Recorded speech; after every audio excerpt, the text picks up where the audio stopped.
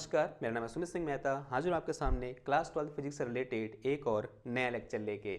आज का हमारा है लेक्चर नंबर 2 और आज के इस लेक्चर का हमारा टॉपिक क्या रहने वाला है। हमारा टॉपिक है क्वांटाइजेशन ऑफ चार्ज।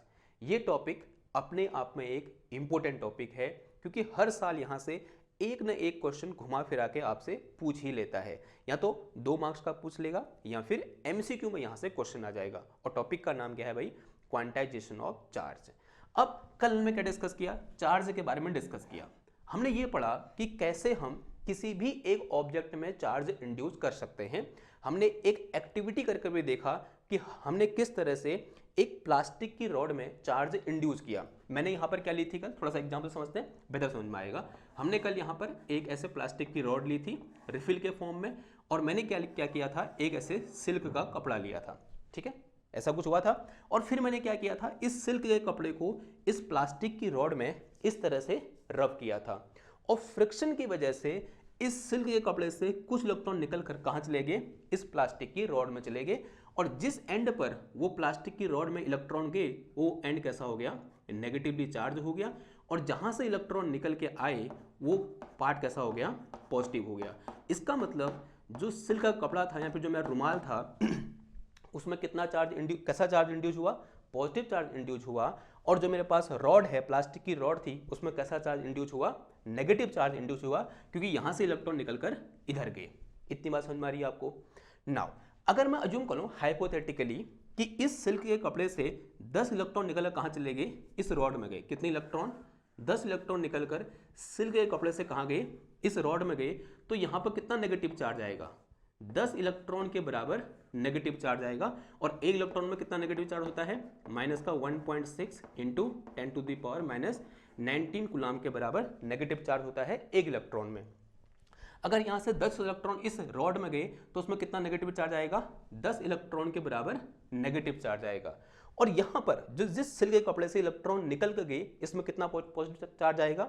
10 इलेक्ट्रॉन के बराबर पॉजिटिव चार्ज आएगा। यानी इस सिल्क के कपड़े में जो चार्ज आएगा वो किसके बराबर आएगा?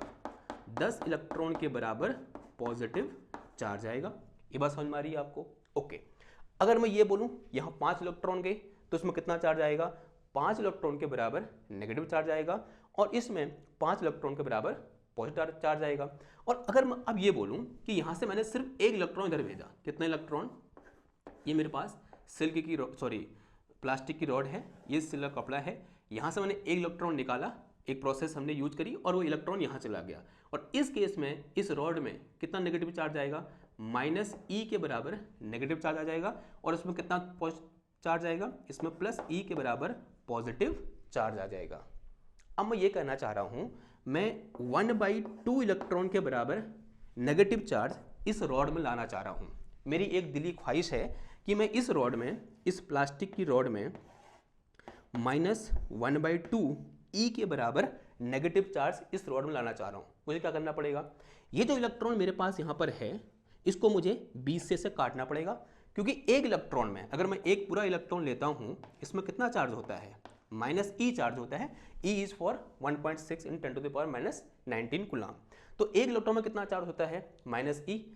अगर मुझे इस प्लास्टिक की रॉड में -1/2 ई चार्ज लाना है तो मुझे इस इलेक्ट्रॉन को 20 से काटना पड़ेगा और उसे फिर कहाँ डालना पड़ेगा? इस रॉड में डालना पड़ेगा। और तब जाके इस रॉड में -1/2 ई के बराबर चार्ज आ पाएगा।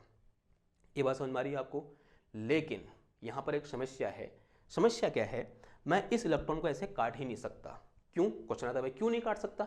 इसलिए नहीं काट सकते because electron is elementary particle. हमने कल भी बात की थी, इलेक्ट्रॉन कैसा पार्टिकल होता है? एक एलिमेंट्री पार्टिकल होता है। यानी इसको हम फर्दर डिवाइड नहीं कर सकते। It is elementary thing. यानी ऐसा हम कभी नहीं बोलेंगे कि इलेक्ट्रॉन अपने कंपोनेंट से मिलकर बना हुआ है। ऐसा हम कभी नहीं बोलेंगे कि electron is elementary particle. Electron किसी चीज से मिलकर नहीं बना हुआ है। इलेक्ट्रॉन कैसा पार्टिकल है? एक एलिमेंट्री पार्टिकल है, और उसे बनाने वाली कोई चीज इस दुनिया में नहीं है। ओके, तो इलेक्ट्रॉन क्या है? मेरे पास एलिमेंट्री पार्टिकल है, यानी इसको मैं फर्दर डिवाइड नहीं कर सकता। यानी इसको मैं 20 से काट नहीं सकता। अगर इसको मैं 20 से काट नहीं सकता तो ये वाला चार्ज मेरे पास आ नहीं सकता। तो इस रॉड में चार्ज देने के लिए कुछ कंस्ट्रेंट लग गए। या तो मैं इसमें 1 इलेक्ट्रॉन डाल सकता हूँ भाई, या मैं इसमें 2 डाल सकता हूँ, या 3 डाल सकता हूँ, या 4 इलेक्ट्रॉन डाल सकता हूँ, या 5 इलेक्ट्रॉन डाल सकता हूँ, लेकिन मैं 1/2 इलेक्ट्रॉन, 3/2 इलेक्ट्रॉन, 5/2 इलेक्ट्रॉन, 7/2 इलेक्ट्रॉन नहीं डाल सकता। क्यों? क्योंकि अगर ये एग्जिस्ट नहीं करता, माना मुझे माइनस का 3/2 इलेक्ट्रॉन डालना है, तो माइनस 3/2 करने के लिए क्या करना पड़ेगा मेरे को? -1/2 इलेक्ट्रॉन फिर माइनस ई डालना पड़ेगा, तभी तो कितना आएगा? माइनस का 3/2 ई आएगा। और ये वाला चीज़ तो पॉसिबल है ही नहीं। इसका मतलब ये चार्ज भी मैं इस रॉड में इंड्यूज नहीं कर सकता। यानी इस रॉड में जो चार्ज इंड्यूज होगा वो या तो कितना होगा? माइनस ई होगा, या कितना होगा? -2e होगा, या फिर कितना होगा? माइनस का 3e होगा, या फिर कितना होगा? माइनस का 4e होगा, एंड सो ऑन। ठीक है, कहाँ तक? जितने नंबर ऑफ इलेक्ट्रॉन इस रुमाल से कहाँ ट्रांसफर होंगे? इस रॉड में ट्रांसफर होंगे, उतना नेगेटिव चार्ज इसमें क्या हो जाएगा?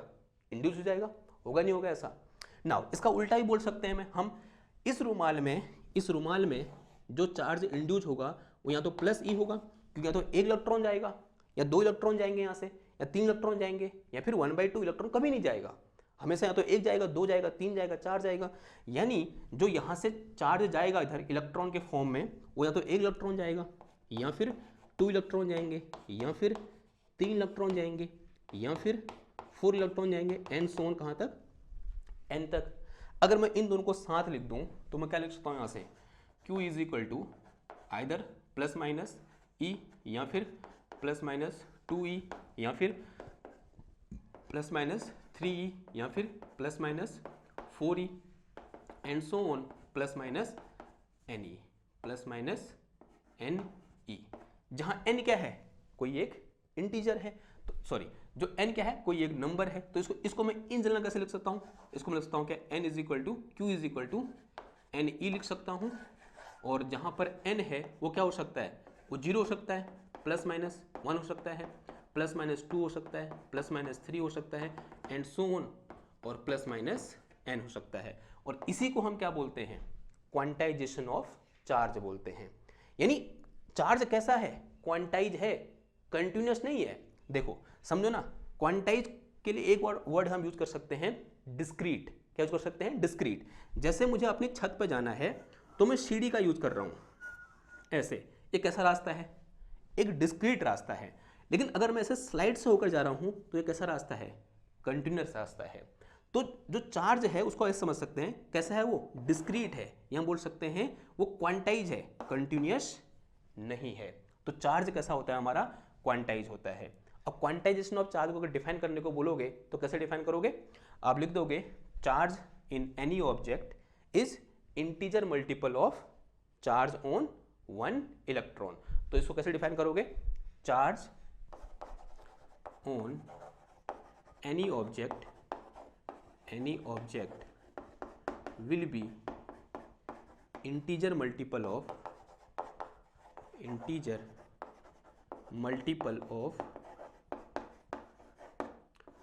Charge on 1 electron. और इसको हम सिंबॉलिकली E से दिखाते हैं। ठीक है, charge on 1 electron is symbolically represented by E। और जो E की वैल्यू होती है वो कितनी होती है? मैग्नीट्यूड में 1.6 इंटू 10⁻19 कूलॉम के बराबर होती है। ठीक है, ये बात समझ में आ रही है आपको? जो E की वैल्यू है वो इतनी है। अगर मैं यहाँ नेगेटिव साइन लगाऊंगा, सॉरी यहाँ मैग्नीट्यूड लेंगे, नेगेटिव साइन कहाँ से आ जाएगा? इधर से आ जाएगा। अब आपके यहाँ क्वेश्चन आ रहा होगा कि यहाँ तो 0 आया नहीं। 0 का मतलब क्या हुआ? कि कोई भी चार्ज ट्रांसफर नहीं हुआ। Q इक्वल टू 0 हो जाएगा अगर मैं n इक्वल टू 0 पुट कर दूँ। कोई भी चार्ज यहाँ पर ट्रांसफर नहीं हो रखा है, वो किसके करस्पॉन्डिंग हो गया? n इक्वल टू 0 के करस्पॉन्डिंग।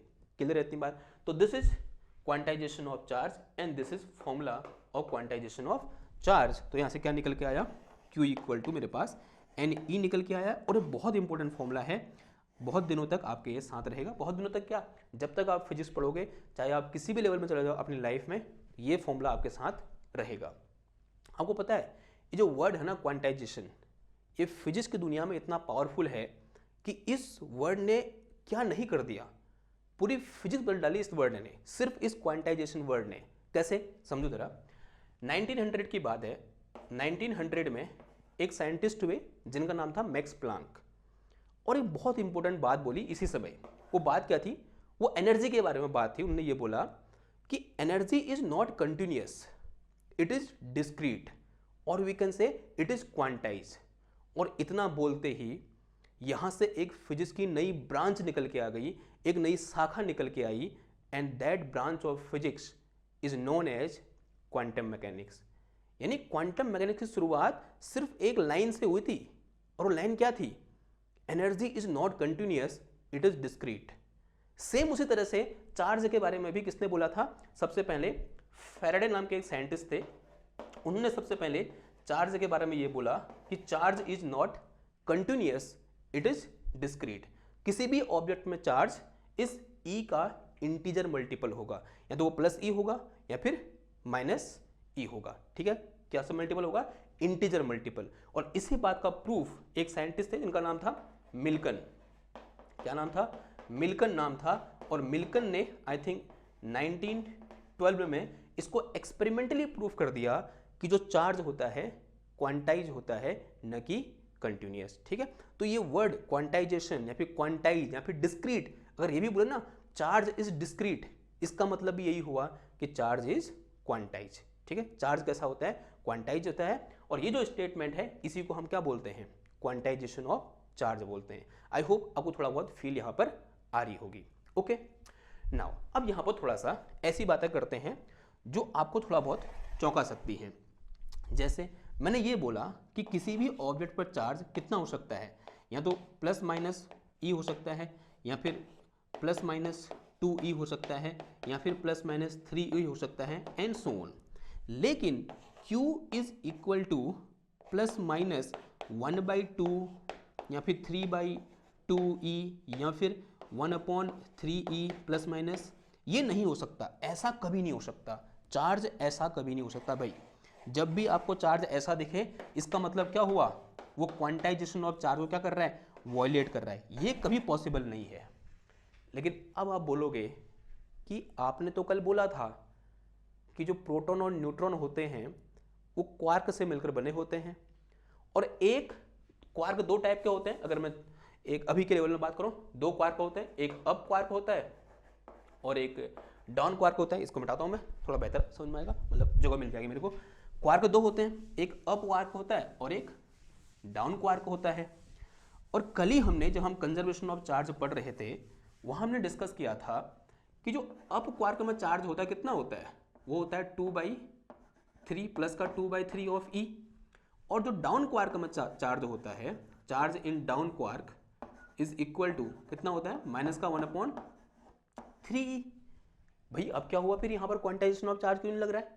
यहाँ पर कहाँ इसका इंटीजर मल्टीपल है? तो फ्रैक्शन में आ गया यहाँ पर। यानी यहाँ पर इलेक्ट्रॉन टूटा हुआ लग रहा है, यहाँ पर इलेक्ट्रॉन का 1/3 पार्ट हो गया। ये क्या बात हुई? ऐसा कैसे हो सकता है? देखो, आपको यहाँ पर लग सकता है कि यहाँ पर क्वांटाइजेशन ऑफ चार्ज का वॉयलेशन हो रहा है, लेकिन एक्चुअल में ऐसा नहीं होता है क्या ना?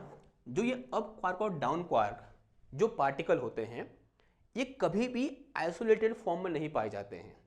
आपको कभी भी एक अप क्वार्क या फिर एक डाउन क्वार्क देखने को मिलेगा ही नहीं। यानी कभी भी ये आइसोलेटेड फॉर्म में नहीं पाए जाते हैं। ये हमेशा एक कॉम्बिनेशन में पाए जाते हैं, और वो कॉम्बिनेशन क्या होता है? Up up down. हमेशा इस कॉम्बिनेशन में पाए जाते हैं। या वो कॉम्बिनेशन क्या होगा? डाउन डाउन अप होगा। ठीक है, D for down quark, you for up quark, इस कॉम्बिनेशन में पाए जाते हैं। और जब क्वार्क इस कॉम्बिनेशन में पाए जाएंगे, चार्ज कितना हो जाएगा बताओ? टोटल चार्ज कितना हो जाएगा? अप क्वार्क कितना हो जाएगा? 2/3 प्लस इसका कितना आ जाएगा? 2/3 और माइनस का 1/3 ई। तो कितना क्या आ जाएगा ये बताओ? 2 4, 4 में से 1 गया 3, 3/3 1 ई आ गया। यानी क्या बन गया? प्रोटॉन। ये मेरे पास क्या बना यहाँ पर? प्रोटॉन बना। यानी दो अप क्वार्क और एक डाउन क्वार्क मिलकर क्या बनाते हैं?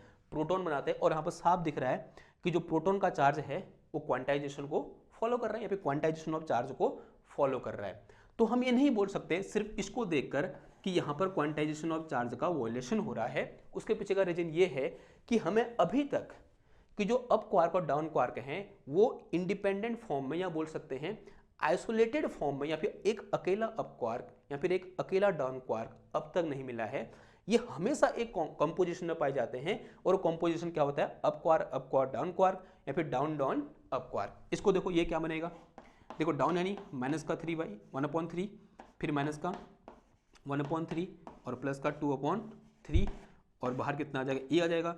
अंदर वाले को सॉल्व कर 0 आंसर लगा, 0e हो जाएगा, और 0e का मतलब n = 0, यानी कितना आ जाएगा आंसर 0 आ जाएगा। और 0 चार्ज किस में होता है, न्यूट्रॉन में होता है, तो इट इज अवर न्यूट्रॉन।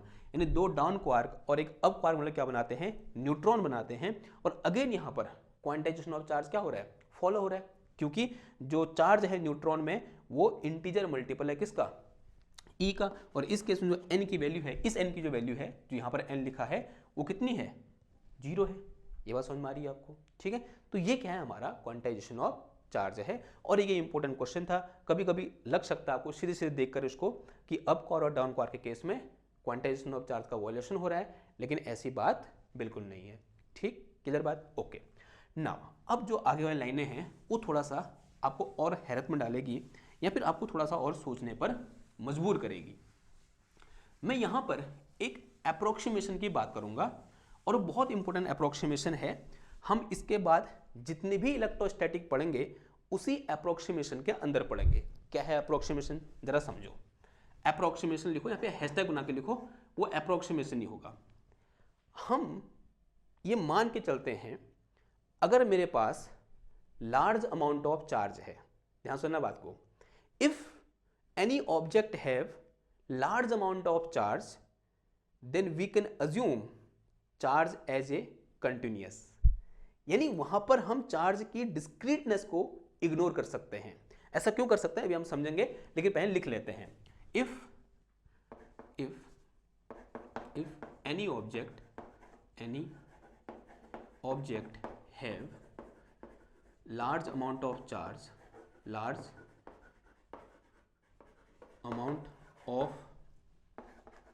अब लार्ज अमाउंट ऑफ चार्ज कितना हो सकता है, से 1 कूलम। कितना भाई, 1 कूलम आपको छोटा लग सकता है 1 देखकर, लेकिन 1 कूलम चार्ज बहुत बड़ा चार्ज होता है, ठीक है।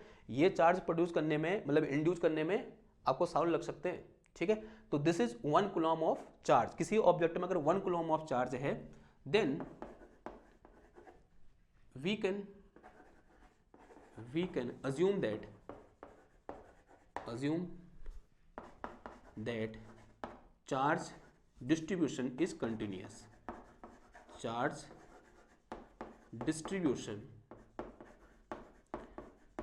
is continuous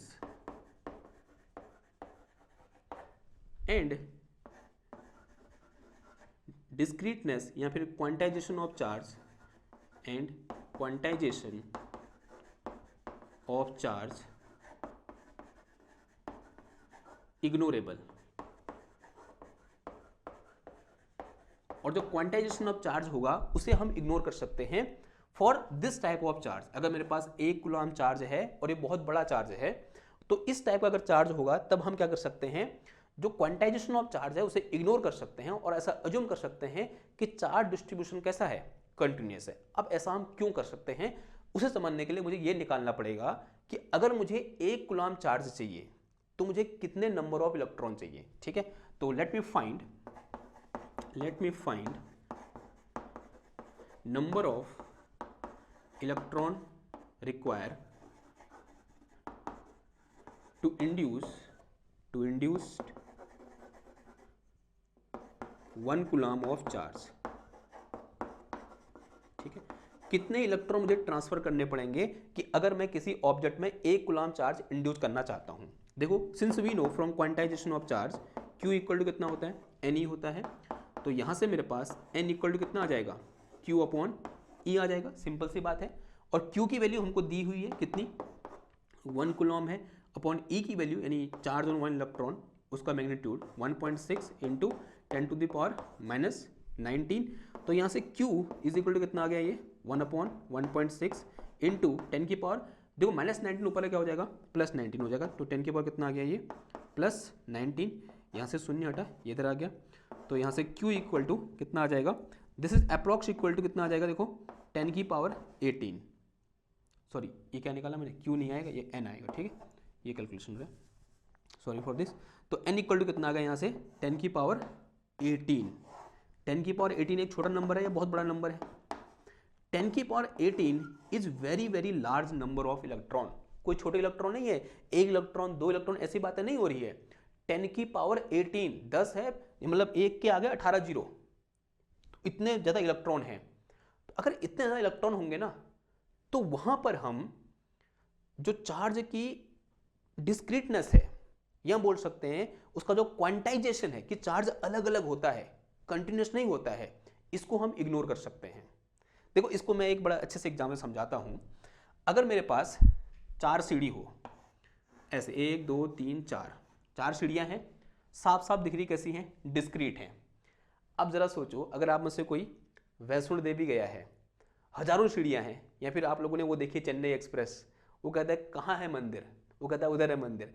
तो वो जो सीढ़ियां हैं तो वो डिस्क्रीट, लेकिन उनको देखो लगती कैसी है? वो कंटिन्यूस, मतलब सब एक जैसी लगती हैं, ऐसा बराबर लगता है सब कुछ, ठीक है। उनमें डिस्क्रीट हमको दिखते नहीं है, हम वहां पर इग्नोर कर सकते हैं डिस्क्रीटनेस को। ऐसा कर सकते हैं हम? आंसर है हाँ जी, कर सकते हैं। यानी जब हमारे पास नंबर ऑफ चार्ज पार्टिकल, अगर इसकी बात करें, बहुत ज़्यादा होंगे या फिर नंबर ऑफ इलेक्ट्रॉन बहुत ज़्यादा होंगे, तब वहां पर हम क्या कर सकते हैं, जो चार्ज की क्वांटाइजेशन है उसको इग्नोर कर सकते हैं। उसका एग्जाम्पल हमने यहाँ पर देखा कि अगर 4 सीढ़ियां हैं तो बढ़िया है, 1 2 3 4 साफ साफ डिस्क्रिमिनेंट हमको दिख रही है। लेकिन अगर 4000 सीढ़ियां हैं तो भाई उस डिस्क्रिमिनेंट को मारो गोली, कंटिन्यूस ही मान लो, होगा नहीं होगा ऐसा? ठीक, ओके। आई होप आप ऐसे विजुलाइज कर पा रहे होंगे। बात सिर्फ विजुलाइजेशन की है। आप इसको ऐसे भी समझ सकते हो, जैसे फॉर एग्जाम्पल ये मेरे पास एक कॉपी है, और ये कॉपी किससे मिलकर बनी हुई है? एक मैटर से मिलकर बनी हुई है, और इस पन्ने का कुछ न कुछ मास है। ये पन्ने पर हर जगह क्या है? मास यूनिफॉर्मली डिस्ट्रीब्यूटेड है। अब अगर मैं ये बोलूं, इस एक मेरे पास ऐसे पन्ना है, ठीक है, ऐसे समझो, मिटाता हूं, ठीक है, इधर बेहतर तरीके से समझते हैं। फील दिला के छोड़ूंगा आपको मैं। देखो ये मेरे पास एक पन्ना है, इस पन्ने में मास हर जगह है, ठीक है, और ये कैसा मास हो गया? कंटिन्यूअस डिस्ट्रीब्यूशन हो गया। कैसा डिस्ट्रीब्यूशन हो गया? Continuous distribution. अब डिस्क्रीट में आओ। डिस्क्रीट में क्या होगा? माना इस तरह से मेरे पास एक सरफेस है, और अभी ये सरफेस खाली है। मैंने यहां पर एक पॉइंट मास यहां रख दिया, एक पॉइंट मास यहां रख दिया, एक पॉइंट मास यहां रख दिया, और एक पॉइंट मास यहां, एक पॉइंट मास यहां, एक पॉइंट मास यहां। अब बताओ ये कैसा मास डिस्ट्रीब्यूशन है? It is discrete mass distribution, और वी कैन से क्वांटाइज। अब मास क्वांटाइज नहीं होता है, लेकिन हम सिर्फ समझने के लिए, फील लेने के लिए बोल सकते हैं कि भाई यहां पर मास का डिस्ट्रीब्यूशन कैसा है? क्वांटाइज है। क्वांटाइज ने बोला, कैसे बोले? डिस्क्रीट बोल देंगे, ठीक है। तो कैसा डिस्ट्रीब्यूशन है यहां पर? डिस्क्रीट। डिस्क्रीट, डिस्क्रीट स्पेलिंग क्या होती है? डिस्क्रीट डिस्ट्रीब्यूशन है। कैसा डिस्ट्रीब्यूशन है भाई यहां पर? डिस्क्रीट, क्योंकि सब अलग अलग आपको दिख रहा है। लेकिन ये कागज भी सेम ऐसे छोटे छोटे पार्टिकल से मिलकर बना हुआ है, लेकिन यहां पर जो छोटे छोटे पार्टिकल हैं वो एक दूसरे के बहुत करीब हैं भाई, बहुत करीब है यूं करके, ठीक है या नहीं है करीब? आंसर है हाँ जी है। यानी कैसा डिस्ट्रीब्यूशन है यहां पर? कंटिन्यूअस डिस्ट्रीब्यूशन है। तो इसका मतलब यहां पर लार्ज नंबर ऑफ पार्टिकल जब होंगे तब डिस्क्रीटनेस किस में कन्वर्ट हो जाती है? कंटिन्यूअस में, ठीक। तो यही रीजन है, जब हमारे पास लार्ज नंबर ऑफ इलेक्ट्रॉन्स होंगे तब वहां पर हम अज्यूम कर सकते हैं कि जो चार्ज डिस्ट्रीब्यूशन है वो कैसा है? कंटिन्यूअस है। ओके नाउ, अब मेरे पास अगर बहुत कम नंबर ऑफ पार्टिकल हो, जैसे मेरे पास नंबर ऑफ इलेक्ट्रॉन हो जैसे 10 या 20, तब उस समय हम क्वांटाइजेशन ऑफ चार्ज को इग्नोर नहीं कर सकते हैं। तो यहां पर अगला पॉइंट क्या आ जाएगा? For small number of electron या for very small charge, very small charge, we cannot ignore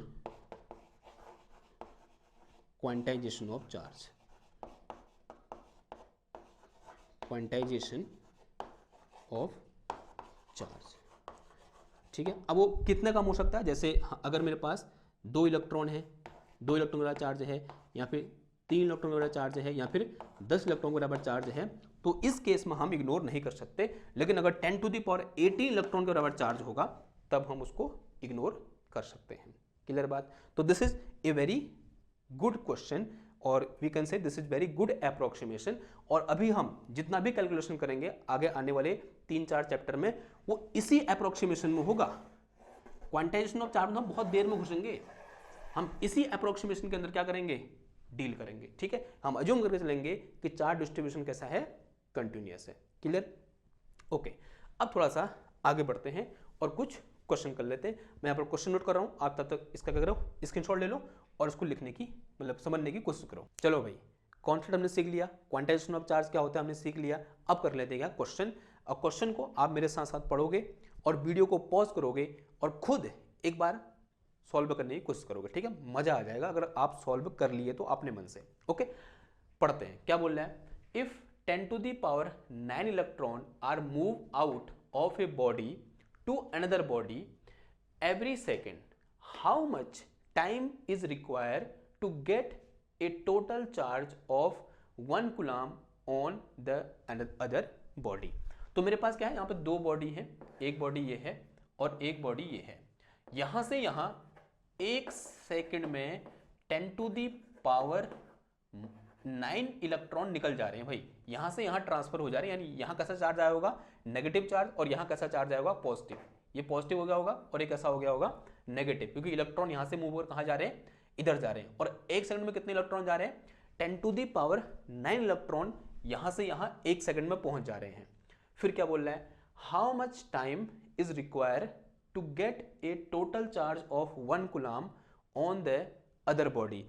इस बॉडी में 1 कूलम्ब चार्ज लाने के लिए कितना समय लगेगा, ये हमें फाइंड करना है। समझो जरा, अगर मैं 1 कूलम्ब चार्ज की बात करूं तो 1 कूलम्ब चार्ज के लिए जो total number of electron require होते हैं कितने होते हैं, अभी मैंने डिस्कस किया था। Since we know Q equal to NE, तो number of electron require to get 1 coulomb charge is equal to क्या हो जाएगा, N equal to Q upon E।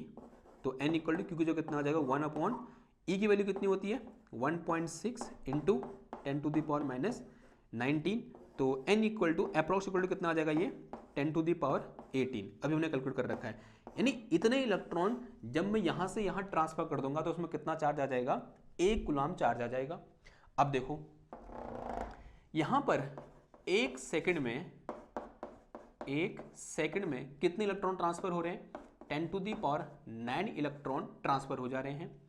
तो 1 इलेक्ट्रॉन को ट्रांसफर होने में कितना समय लगेगा बताओ, 1 इलेक्ट्रॉन को ट्रांसफर होने में समय लगेगा कितना, 1 upon 10 to the power 9 second. ठीक है, ये बात समझ में आ रही है। इसको सॉल्व करोगे तो 1 इलेक्ट्रॉन को ट्रांसफर होने में कितना समय लगा, 10 to the power minus 9 second समय लगा। यानी 1 इलेक्ट्रॉन को ट्रांसफर होने में अगर 10 to the power minus 9 second लग रहा है तो इतने इलेक्ट्रॉन को ट्रांसफर होने में कितना समय लगेगा, तो time require to transfer 10 to the power 18 electron. तो this will be equal to this multiply by this, तो कितना आ जाएगा ये 10 to the power 18 into 10 to the power minus 9 second, and this will be equal to 10 to the power 9 second. और ये time बहुत छोटा है, ये बहुत बड़ा है, it is very large amount of time. अगर इसको कैलकुलेट करोगे लगभग ये 200 साल के आसपास आएगा, 200 या फिर 300 साल, 200 ईयर के आसपास आएगा। ये कैलकुलेशन आपके लिए है कि आपको इस सेकंड को ईयर में चेंज करना है, और मैं जहाँ तक मेरे को याद आ रहा है कितना है, लगभग 200 साल होगा। 10 to the power 9 second equal to approximately 200 year. यानी इसमें 1 कूलम्ब चार्ज लाने के लिए मुझे कितने साल लगे, 200 साल लगे। और जबकि रेट इतना फास्ट है, 1 सेकंड में 10 टू द पावर 9 इलेक्ट्रॉन कहाँ पहुँच गए, इधर पहुँच गए। अब यहाँ से बहुत अच्छा क्वेश्चन आता है कि भाई अगर 1 सेकंड में 10 टू द पावर 9 इलेक्ट्रॉन वहाँ पहुँच गए और 10 टू द पावर 18 तो पहुँचाने थे, तो ऐसा क्या हुआ होगा। अगर आप थोड़ा बहुत गौर से समझो इस चीज़ को, तो यहाँ इलेक्ट्रॉन जा रहे हैं, ठीक है, तो जैसे यहाँ इलेक्ट्रॉन के इसमें नेगेटिव चार्ज बढ़ा, अब होगा क्या, टाइम के साथ ये इलेक्ट्रॉन के अपने पास आने का अपोज करेगा। क्यों, क्योंकि ये खुद नेगेटिव बन जाएगा और इलेक्ट्रॉन भी नेगेटिव हैं, और जैसे जैसे टाइम आगे पास होगा तो इलेक्ट्रॉन का यहाँ पहुँचने में क्या लगेगा, समय लगेगा। आप ऐसा यहाँ पर सोच सकते हो, ठीक है। अब वो रेट क्या होगा वो अभी हम नहीं निकाल रहे, लेकिन हाँ यहाँ से ऐसा ही पता चल रहा है कि भाई अगर 1 सेकंड में 10⁻9 इलेक्ट्रॉन चले गए और नेक्स्ट जो 10⁻9 इलेक्ट्रॉन जा रहे हैं उसके लिए लगभग 999 साल लग गए, and which is very large amount of time. Okay, वही क्या रहा होगा, रीजन रहा होगा कि भाई यहाँ से निकालना भी कठिन हो गया होगा और यहाँ से इसमें डालना भी क्या हो गया होगा, टाइम के साथ कठिन हो गया होगा, ठीक है। तो ये क्या हो गया, हमारा क्वेश्चन नंबर 1 हो गया। अब बढ़ते हैं आपने क्वेश्चन नंबर 2 की ओर। क्या बोल रहा है question number 2, how much positive and negative charge is there in a cup of water, mass of cup of water is 250 gram. तो एक कप ऑफ वाटर है जिसका मास कितना है, 250 ग्राम है। हम बताना उसमें कितना पॉजिटिव चार्ज होगा, कितना नेगेटिव चार्ज होगा। एक हिंट दे रहा हूँ, अगर मेरे पास ये कप ऑफ वाटर है, अब कप ऑफ वाटर का मतलब अगर जब आप कप ऑफ वाटर को ऐसे हाथ लगाते हो, उंगली लगाते हो पानी में, आपको करंट लगता है, नहीं लगता है। यानी पानी का नेट चार्ज कितना होगा, 0। क्या उसमें चार्ज होगा ही नहीं, होगा। जितना पॉजिटिव होगा उतना ही नेगेटिव होगा। तो एक तो ये अंदाजा लग गया कि जितना पॉजिटिव चार्ज होगा उतना ही नेगेटिव भी होगा। अब आपके लिए भाई होमवर्क में है कि भाई बताओ कितना पॉजिटिव होगा और कितना नेगेटिव। जितना पॉजिटिव होगा उतना ही नेगेटिव होगा। क्या निकाल दो, पॉजिटिव निकाल दो, उतना ही क्या होगा, नेगेटिव भी होगा। ये होमवर्क में है। आंसर आप मुझे व्हाट्सअप कर सकते हो, नंबर आपको वहाँ अबाउट में जाके मिल जाएगा, ठीक है। जिसका भी आंसर आए आप व्हाट्सएप मुझे भेज सकते हो। और ये क्या है आपके लिए होमवर्क है, ठीक है। और ये क्या हो गया, आज का हमारा टॉपिक हो गया quantization of charge. I hope आपको समझ में आया होगा। अब नेक्स्ट लेक्चर में हम डिस्कस करेंगे कूलॉम्स लॉ के बारे में, जो एक इम्पोर्टेंट टॉपिक होने वाला है। और इम्पोर्टेंट क्या मतलब, बहुत ज़्यादा इम्पोर्टेंट है, वहाँ से क्वेश्चन बनता ही बनता है। तो मिलता हूँ मैं आपसे नेक्स्ट क्लास में एक और नए टॉपिक के साथ। बोले थैंक यू, धन्यवाद, बाय बाय।